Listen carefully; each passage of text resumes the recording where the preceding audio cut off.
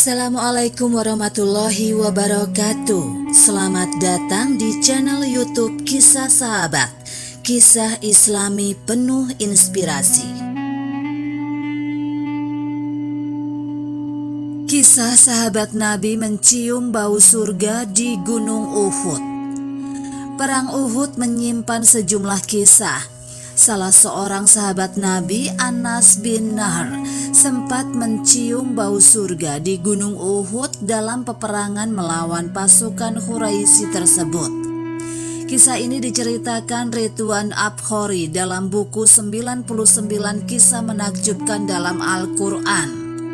Dikisahkan perang Uhud melibatkan 3.000 pasukan Quraisy dan 700 kaum muslimin. Saat itu pasukan Rasulullah Shallallahu Alaihi Wasallam dalam posisi terdesak. Setelah berpura-pura kalah dalam perang dan melarikan diri, kaum Quraisy ternyata kembali ke medan perang dan menyerang kaum muslimin yang sedang lengah. Sebelumnya Rasulullah Shallallahu Alaihi Wasallam sudah memperingatkan tentaranya untuk bertahan di atas gunung dan berjaga bila sewaktu-waktu pasukan Quraisy kembali lagi dengan kekuatan yang lebih besar.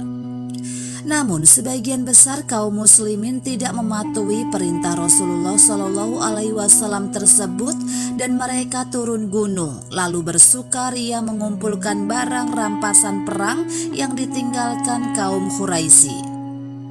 Pada posisi lengah tersebut, kaum Quraisy kembali lagi dan menyerang. Mereka mengepung dan melancarkan serangan dengan membabi buta. Jumlah kaum Quraisy yang cukup banyak membuat tentara muslimin lari kocar-kacir. Semangat kaum muslimin pun surut ketika mendengar berita bohong kaum Quraisy yang menyebut bahwa Rasulullah Shallallahu Alaihi Wasallam telah terbunuh.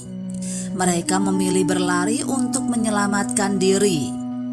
Salah seorang sahabat yang gagah dan berani, Anas bin Nahr, ikut berjuang dalam perang tersebut. Ketika melihat kaum muslimin berlarian meninggalkan medan perang, dia justru berlari menyongsong kaum kafir dan membangkitkan kembali semangat untuk menegakkan Islam. Kalau memang Rasulullah sudah wafat, tidak ada gunanya lagi kita hidup. Mengapa kita tidak ikut meninggal saja bersama beliau? Teriak Anas penuh semangat.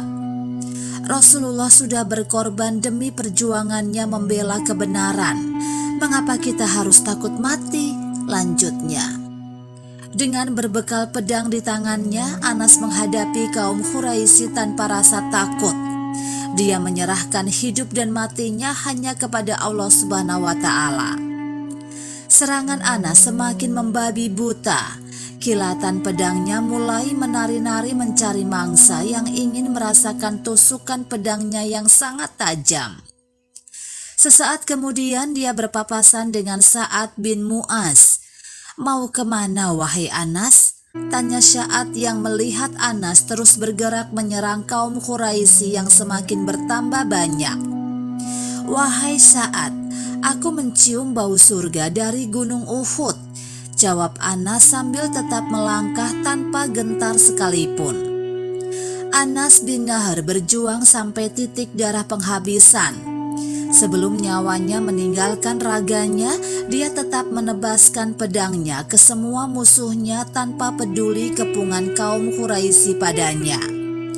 Dia merasakan goresan pedang yang tajam menyentuh kulitnya. Darahnya pun bercucuran di sejumlah bagian tubuhnya. Namun rasa sakit itu tak menghentikan ayunan pedang Anas untuk membalas dengan sisa-sisa tenaga yang ada. Dia sempat bersumpah tidak akan menyerah. Lambat laun dia merasakan tubuhnya semakin lemah dan bersimbah darah. Hingga akhirnya dia tidak sanggup menahan tubuhnya lalu ambruk di tengah kepungan kaum Quraisy. Sahabat yang mencium bau surga ini akhirnya wafat sebagai syahid dengan 8 luka tusuk di sekujur tubuhnya. Demikianlah kisah sahabat yang dapat kami sampaikan. Semoga bermanfaat dan dapat menginspirasi kita semua.